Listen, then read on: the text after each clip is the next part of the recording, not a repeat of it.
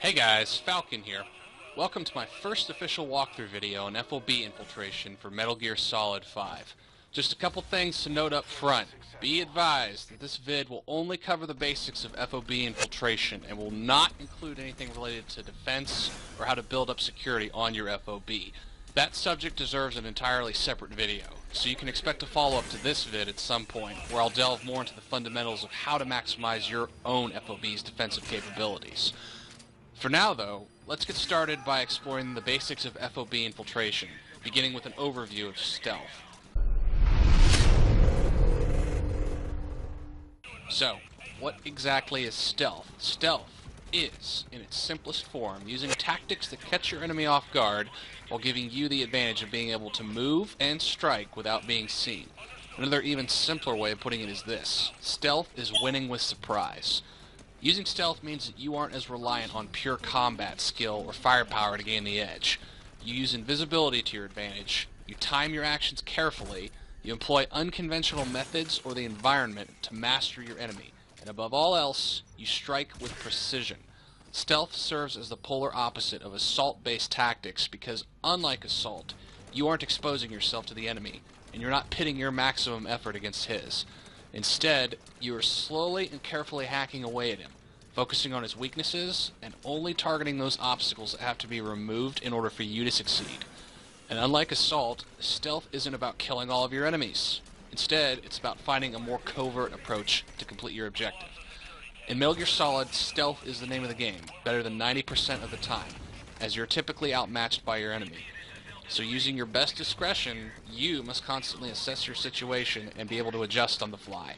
Blasting your way through a base in open combat is not always the best option, and in FOB online modes this holds especially true, since your opponents literally place an army between you and your objective, and it becomes a test of how well you can operate without being detected, and all the while the clock is running. So my goal in this video is to teach you some of what I know about how to be successful in FOB mode when it comes to selecting target bases and clearing them successfully.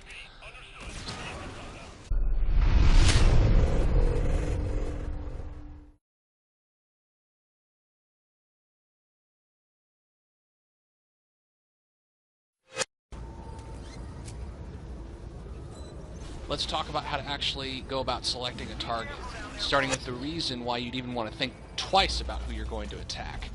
On FOB mode, you should always have a goal in mind before infiltrating someone. Success always starts with that goal. Whether you aim to steal someone's resources or their staff, score a lot of points to gain ranks on the leaderboards, or deal some revenge against someone who's attacked you, make sure that you learn how to target FOBs that maximize your ability to meet your goal while minimizing the risk of failure. Here's what you need to know. As you begin looking through your list of infiltration targets, there are some things to keep an eye out for. No matter where you are skill-wise, you should always pay close attention to details about the base's owner and how active a player he is. I call this the first pass, because you don't need to go beyond the initial FOB menu to get an idea of how active somebody is. On your targets list, look carefully at how many wins a player has, relative to your own, and use that as a gauge for how active an FOB's owner is and how likely he is to be online, or whether he'll retaliate if you get detected while infiltrating his FOB. The rule of thumb is that the more wins someone has, the more active they are. Hence, the probability of retaliation goes up. I recommend targeting people with fewer wins if you prefer inviting less in the way of strikes against your own FOB. The higher up the ESP leaderboards you go, the more critical this rule becomes, especially with so many hackers in MGS just looking for someone to roll over. Be very careful about whose revenge lists you end up on.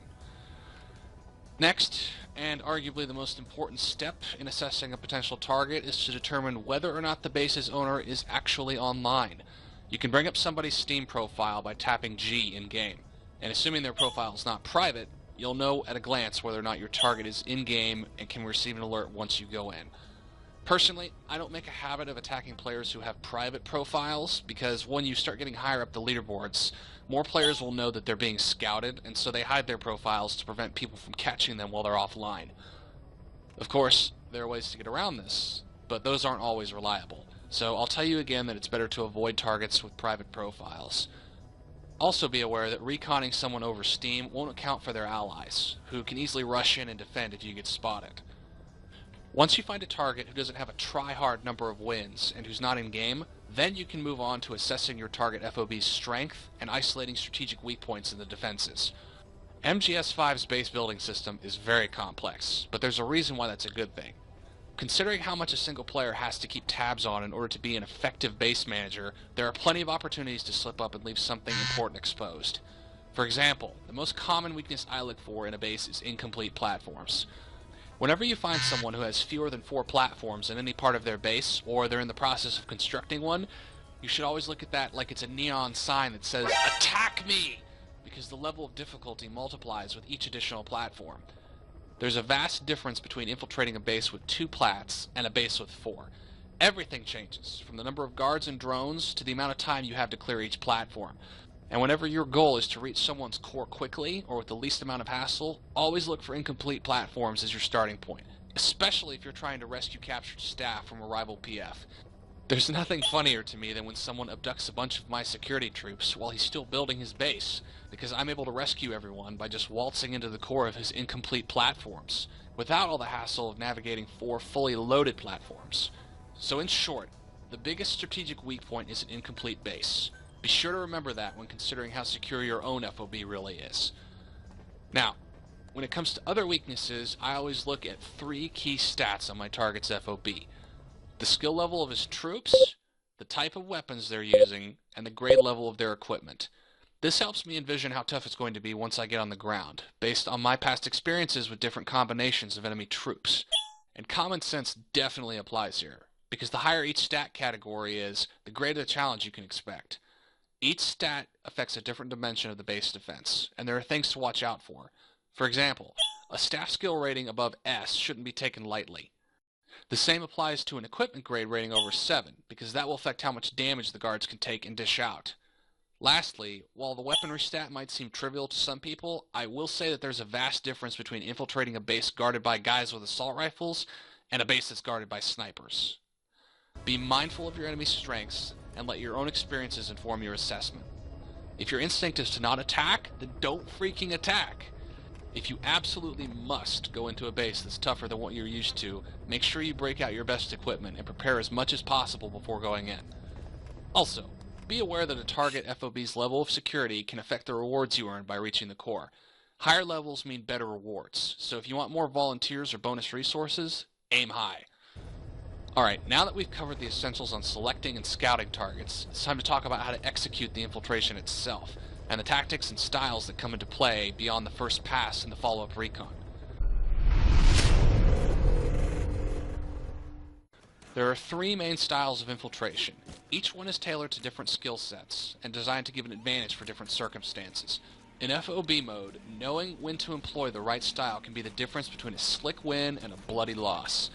Some of you might recognize this format I'm using, but that's good, since if you do, it'll give you even more context for what goes into each style. The first style is Ghost. Some of you might be familiar with how the term is applied in MGS, where if someone ghosts a base, they infiltrate without ever being detected, and consequently, that makes it impossible for the owner to retaliate against them.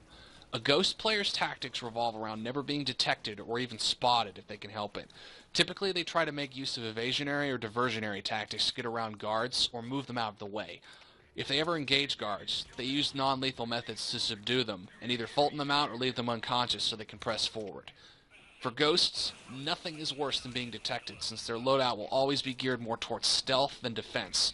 So while an upgraded sneak suit might be able to take some hits, it won't offer the full protection of battle dress, and any tranquilizer guns you're using probably won't be as effective during an alert. Detection usually is game over for most ghosts. Some pros and cons to this style. If done correctly, ghosting stands to earn players the most points. This is because if you successfully clear an FOB without raising an alarm, triggering reflex time, or killing anyone, you get a hefty perfect stealth bonus added to your score. Just be advised you have to do all of these in combination. Ghosting successfully also prevents your enemy from retaliating, since it leaves no revenge wormhole for anyone to use to counterattack on your FOB.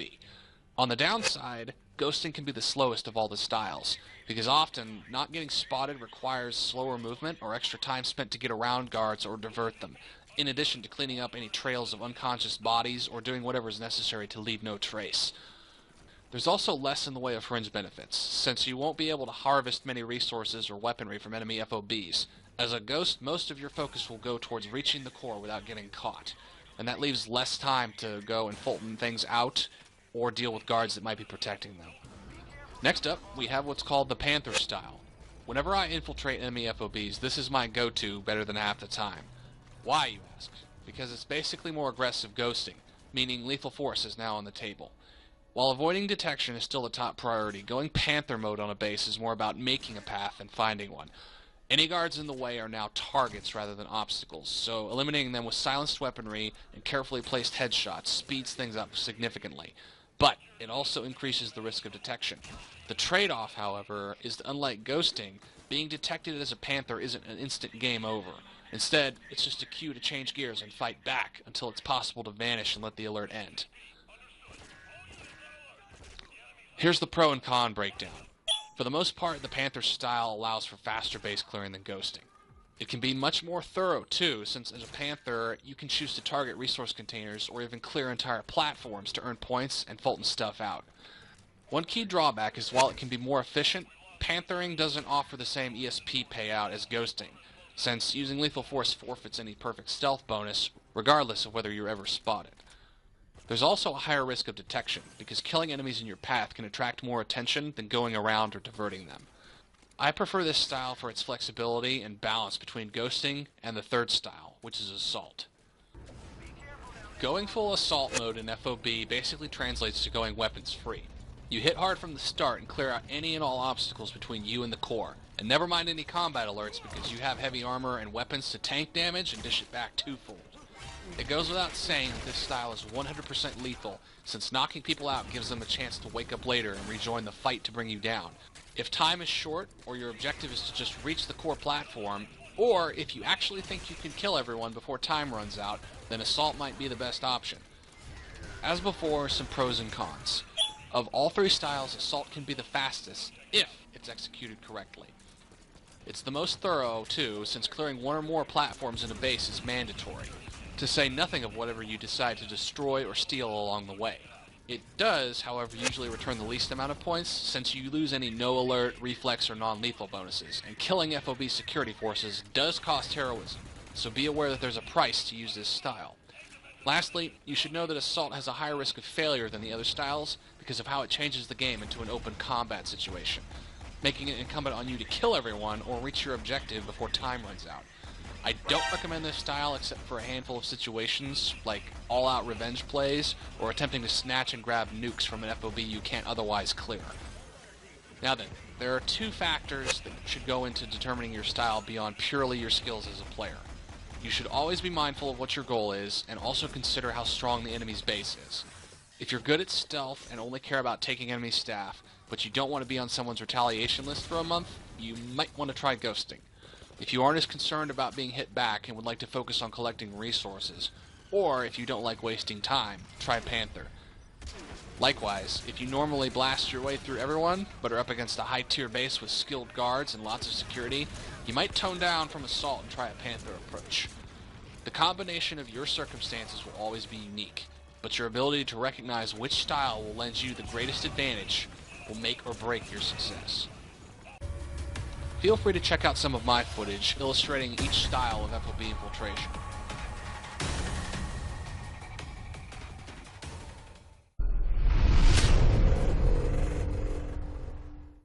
Alright, now it's time to talk about loadouts. We found a target, we have a clear objective. Now we're in the sortie prep screen and need to know what to bring along for the mission.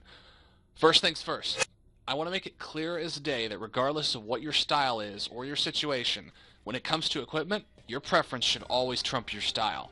Let me say that again. None of these styles come with loadout presets that are written in stone. You should be able to customize your equipment to suit how you play each style, with whatever weapons and attachments you prefer, along with whatever uniform and what staff member, whether it's Snake or anyone else from your army. One great example of this would be uniform. As a Panther, as much as I value being one with the shadows as I take down targets, I don't like not being able to tank hits if the action heats up. So I roll with battle dress more often than the sneak suit. There are times where I'll ghost and go classic solid Snake with the sneak suit, or maybe even play as another staff member so I have the added benefit of a face mask. But this is just my way of doing things. Your ultimate goal with loadouts should be to design your own based on what works best for you. So always play to your strengths. If you're a proficient sniper, pack accordingly. If you tend to raise alerts more often than not, battle dress might be preferable to a sneak suit for you. Now, let's set aside weapons and uniforms for just a second and talk about special equipment. Some of the stuff you have access to is strategic, in that it's best used for certain situations, but not in general. One example would be things that you'd use if you're expecting to go against an enemy defender, which, if you're attacking FOBs with the hope of fighting players, you're either crazy or you're skilled enough to where nothing I say will be much use to you. But regardless, the idea is to avoid packing more than you need, because everything you bring adds to your deployment cost, which you forfeit if you fail. So take time to think about whether you'll actually need to bring stuff like decoys or C4. If you don't need a second primary, don't pack one. Sometimes you won't have to bust out your highest grade equipment either. If security is light, or you know you won't have to do something continuously, save on the deployment costs and keep it simple. One great example of this would be with the drugs, like the Nocto packs that give you the ability to detect enemies passively. You won't always need to burn a bunch of Halma and Wormwood with grade 7 Nocto when you can get away with grade 5 a lot of the time. And so on and so forth. Now, on the subject of specific equipment recommendations, let me just come out and say that none of my tutorials, for literally any game I've ever played since Halo or Fear, have ever included mention of specific loadouts, and there's a reason for that. Everyone's skills are different. Everyone's preferences are different too, and gaming nowadays usually allows players enough freedom to customize the way they play, which is good because if anyone ever comes along and says something like, "I only ever use this weapon. If you use any other weapon, you will never be good at this game," do yourself a favor and just discount everything anyone like that ever says, because that's about as narrow-minded a person as you can find. To act like your way is the only right way to do something is the very definition of arrogance. So that's why I'll never hold a gun to anyone's head and expect them to match what I do to excel at a game. My tutorials always deal more with how to think rather than what to use. So take all of that however you will, but as for what I'd recommend for equipment, here's some general guidelines. Number 1, pack the throwable magazine, because while it's not essential, you never really know where you might need a good diversion. I know that thing has saved me more times than I can count, and it's one of the cheapest things you can bring. Number 2, pack the drugs. Nocto is another lifesaver when it comes to spotting guards and adjusting tactics on the fly. It pays to know where everyone is. Neither I nor this channel are endorsing nor attempting to endorse the possession or consumption of illegal narcotics. Gentlemen, which brings me to my next point. Don't smoke crack. Number 3, have a really good sidearm or secondary. There will be times that switching to your other weapon is better than reloading. Make sure you don't skimp on what you develop or customize in the way of secondaries. And number 4, for any customized guns you bring, use the most precise optics. That doesn't mean to slap on the one that has the highest zoom factor or the one with the most advanced looking reticule. It means to use whatever has worked best for you, no matter what that might be.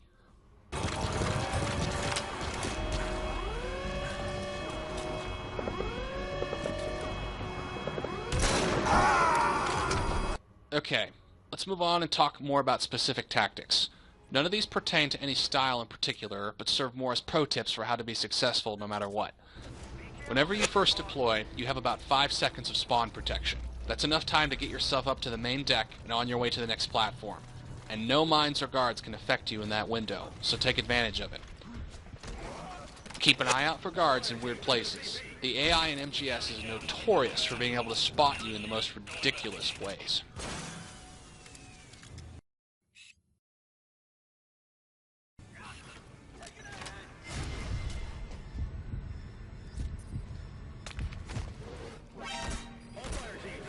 Mark targets when you can, and watch out for active security measures like drones, mines, and cameras.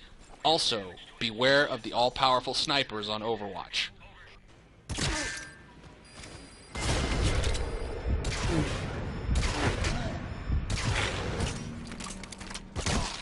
This is pretty self-explanatory. The clock is always running, and you can't afford to take too long before the FOB is sealed off and you fail the mission. Look for ways to stay mobile and be efficient when you go to engage enemies or harvest resources. A nuclear weapon. You could extract it and use it as a deterrent, or dispose of it. Not every threat is worth taking down, and the game makes it hard to clear out every single guard. Conserve your silencers or gas grenades to targets that are in your way, and don't think twice about guys you've already sneaked past unless an alert goes out. When the shit hits the fan, all bets are off. Play your best and take the enemy apart piece by piece. Eliminate mortar crews from afar quickly so you don't get bombed. Engage targets who damage you first or that are in the open, and keep the enemy in front of you. Always focus on taking out guards on their radios before they call for reinforcements. If it isn't abundantly clear already, headshots win the day in Metal Gear Solid. Use them often. Don't screw around with center mass unless you're up against more targets than you can handle one at a time. The same goes for dealing with defenders, which we'll shift and talk about next.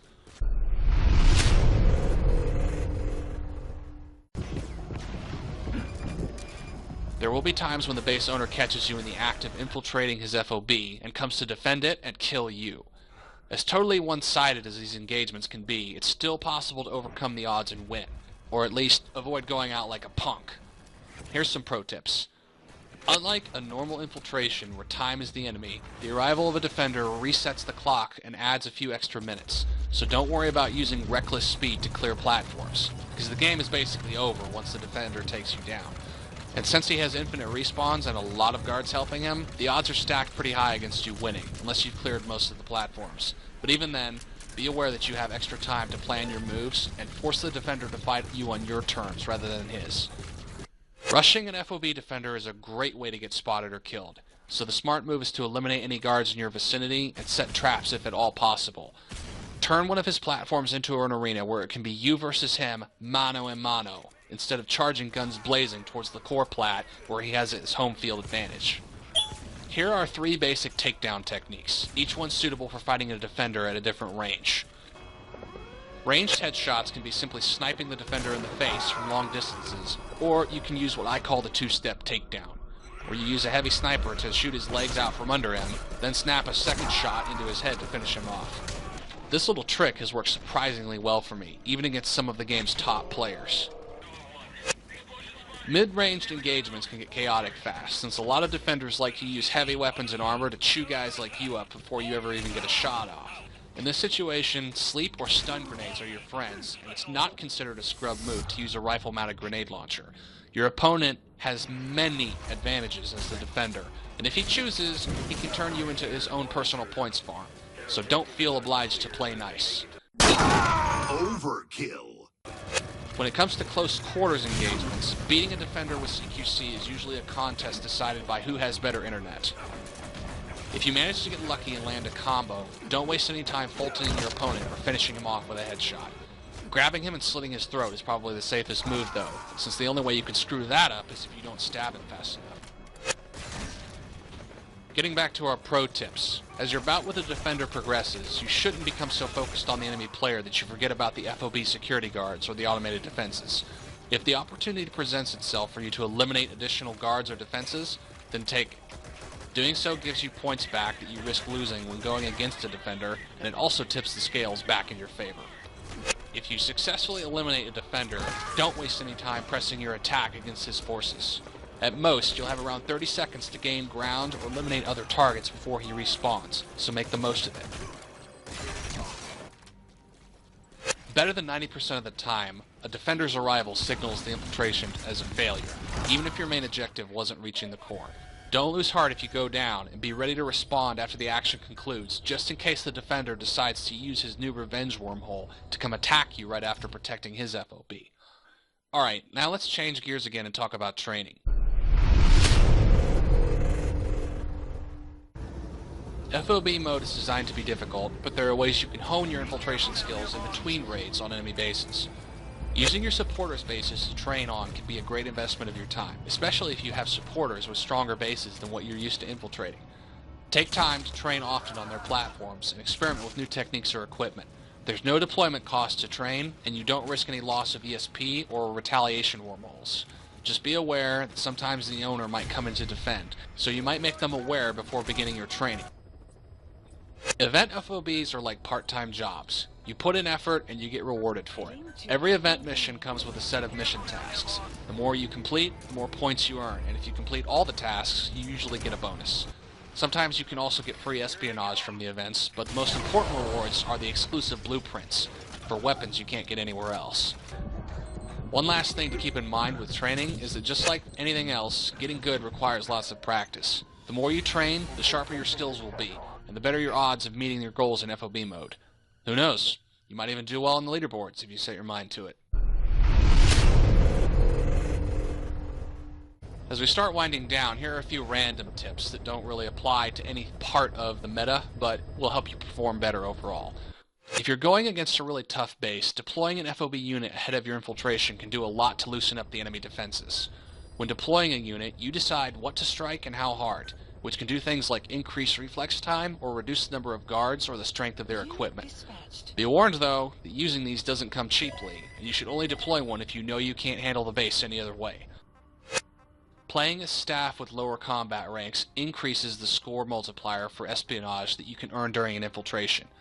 You can get up to double your score this way, so if you plan on earning lots of points quickly, it's a great way to go. Just be aware that you'll trade away the perks you get by playing as Snake.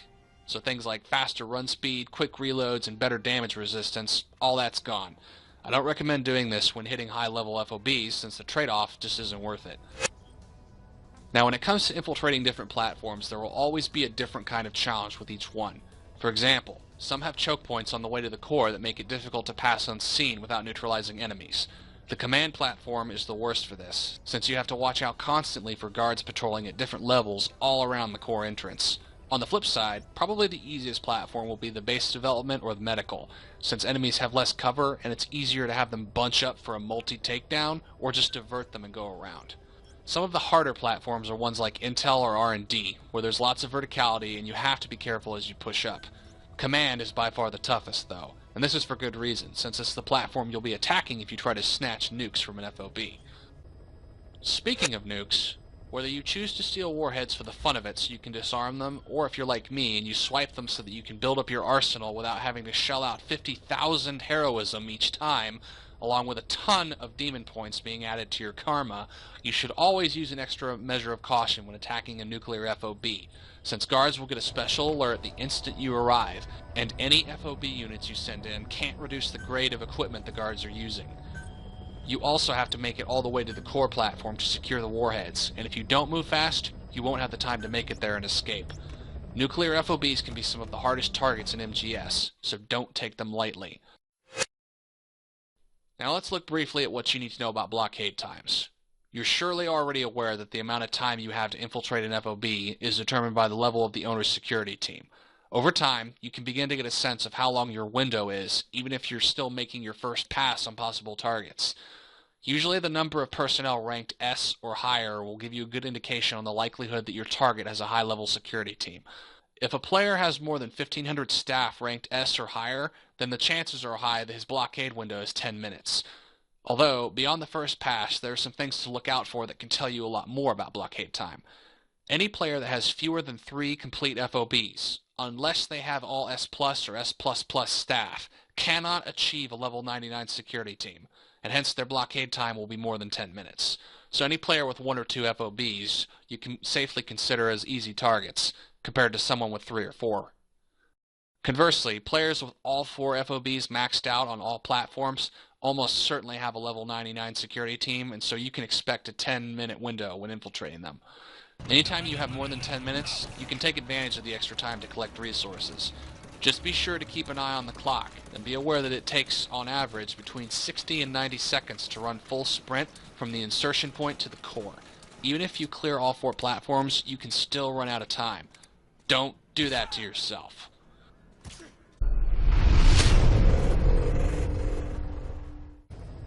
Okay, that does it for random tips. Now let's tie all this together. In this vid, I covered the basics of FOB infiltration. We went over everything from the fundamentals of stealth to how to recon targets. We covered the big 3 infiltration styles, some loadout essentials, tactics for successful infiltrations, and techniques for dealing with defenders. We also reviewed some tips for how to train and get better, along with some random how-to and need-to-knows on everything from scoring, to timing, to nukes, and beyond. So that's it then. We're all done for now. You can expect my next FOB tutorial to cover everything noteworthy about base security, and how to turn your FOB into a fortress that'll make any player think twice before invading.